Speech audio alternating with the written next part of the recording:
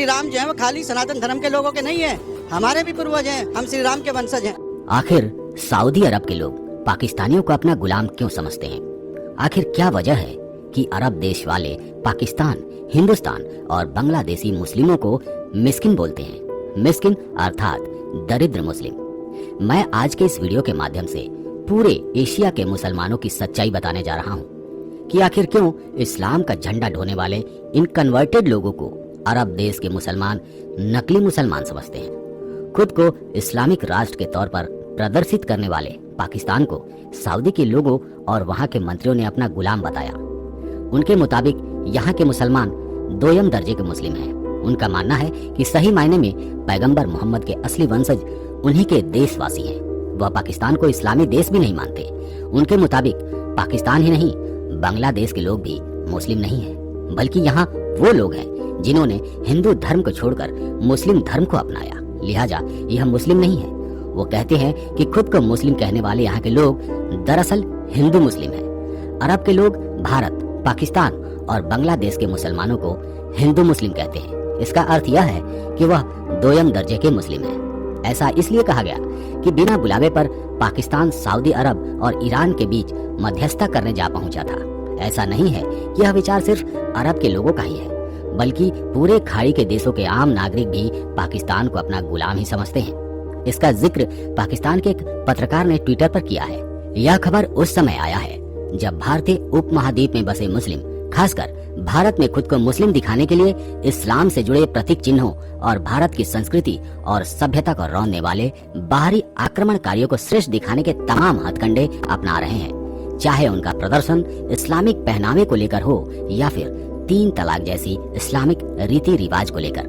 वह खुद का दिखावा कर यहाँ के मूल संस्कृति, सभ्यता, संस्कार आदि के विपरीत जाने की होड़ में शामिल रहना चाहते हैं। यह बात भले ही यहाँ के मुस्लिमों के लिए कड़वा घूंट हो, लेकिन पाकिस्तान का पढ़ा लिखा तबका इस बात को कई बार स्वीकार कर चुका है।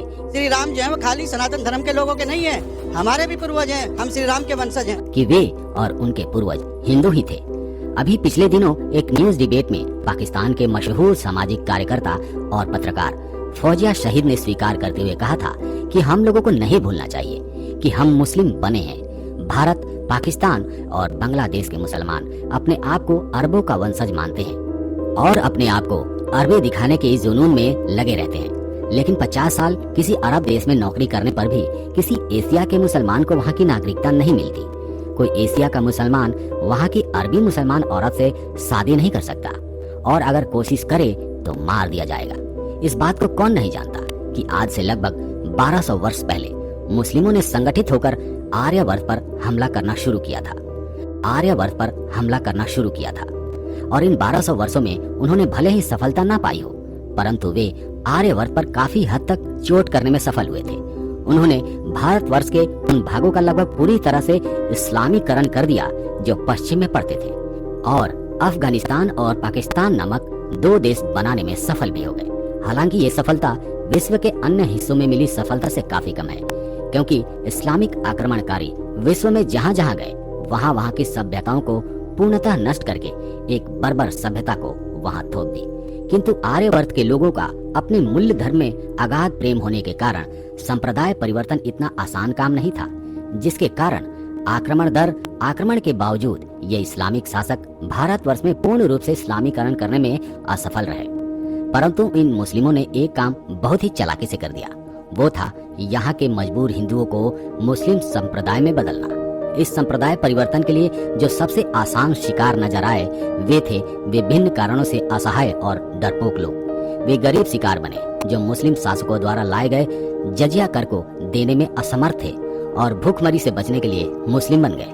कुछ हिंदू परिवार के पुरुष इनसे युद्ध के दौरान मार दिए गए तो उनकी बीवी बच्चों को गुलाम बना लिया गया। ये मजबूर परिवार भी मुस्लिम बन गए, और कितने परिवार तो मुस्लिम आक्रांताओं से डरकर मुस्लिम बन गए। परंतु भारत की आत्मा जो कि अस्थायी है और यहाँ के लोगों के साथ जन जन्मांतर तक जुड़ी हुई है और जुड़ी रहेगी, वह आज भी इन बदले हुए मुस्लिमों में विभिन्न रूपों में विद्यमान है। हालांकि यह मुस्लिम इन बातों से इनकार करते हैं, परंतु यहाँ के मुस्लिमों में तमाम ऐसी बातें पाई जाती हैं कि जो इन्हें केवल मुस्लिम कहने के बजाय हिंदू मुस्लिम कहने पर मजबूर करती है। जाति व्यवस्था पूरे विश्व में हिंदुओं की एक विशिष्ट पहचान के रूप में देखी जाती है। वैसे ही भारतवर्ष के मुस्लिमों में आज भी विभिन्न जातियां पाई जाती हैं, जैसे कि पठान, अंसारी, हजाम, कसाई, धोबी, मलिक, चौधरी आदि। और उससे बड़ी बात ये कि समस्त जातियां विवाह के दौरान उसी तरह पूर्ण पालन करती हैं जैसे कि हिंदू पालन करते हैं। इससे आसानी से अंदाजा लगाया जा सकता है कि यह व्यवस्था पूर्ण रूप से हिंदुत्व से प्रेरित है। परंतु ये लोग गलत और घटिया इतिहास पढ़ने की वजह से आज अपने ही पूर्वजों को भूलकर उन्हीं को मारने काटने पर उतारू दिखाई दे रहे हैं। यहाँ के मुस्लिम इतने संकीर्ण हो गए हैं कि गाय से लेकर वंदे मातरम तक और योग से लेकर भारत के महान हिंदू राजाओं तक का विरोध करना ये लोग अपना असली धर्म समझने लगे हैं। संजय मंदिर के लिए जमीन दान कर सकता है, लेकिन यहाँ का मुस्लिम समुदाय भारत के आदर्श पुरुषोत्तम भगवान श्री राम के मंदिर में अर्चने खड़ा करते रहे। इस वजह से भी साफ कहा जा सकता है कि यहाँ के मुस्लिम ना होकर सिर्फ सनातन विचारधारा के विरोधियों का एक जमघट तैयार है, जिनके मन में हिंदुओं के प्रति घृणित कुंठा भरी हुई है। जो लोग आजकल इस्लाम का झंडा हाथ में लेकर अल्लाह अकबर कहते नहीं थकते, ऐसे लोग इस बात को ध्यान से सुने। मरने के डर से सनातन धर्म को छोड़कर मुस्लिम बनने वाले डरपोक पूर्वजों की डरपोक संतानें, आप लोग हिंदुओं का मुकाबला कभी नहीं कर सकते, क्योंकि हिंदू वो है जो हजारों आक्रमणों के बावजूद भी डरकर अपना धर्म परिवर्तन नहीं किए। क्योंकि दल बदलू और धर्म बदलू तो एक ही जैसे होते हैं कि कब किस पार्टी किस धर्म में चले जाएं, इनका कोई भरोसा ही नहीं होता। इसलिए तुम लोग भरोसे के काबिल नहीं हो। अंत में मैं हिंदुओं से कहना चाहता हूँ कि हे हिंदुओं, तुम अपने धर्म के बारे में जानो, अपने बच्चों को शुद्ध सनातनी और योद्धा बनाओ, नहीं तो मणिपुर, कश्मीर, मोपला और नूह जैसी घटना घटित होने में देर नहीं लगेगी। तुम्हें अपने आप को हर परिस्थिति से लड़ने के लिए तैयार रहना होगा और इसके लिए शास्त्र के साथ शस्त्र का ज्ञान भी अत्यंत आवश्यक है। धन्यवाद दोस्तों। यदि आपको यह वृत्तांत अच्छा लगा हो तो कृपया इस चैनल को सब्सक्राइब जरूर करें। धन्यवाद। हर हर महादेव।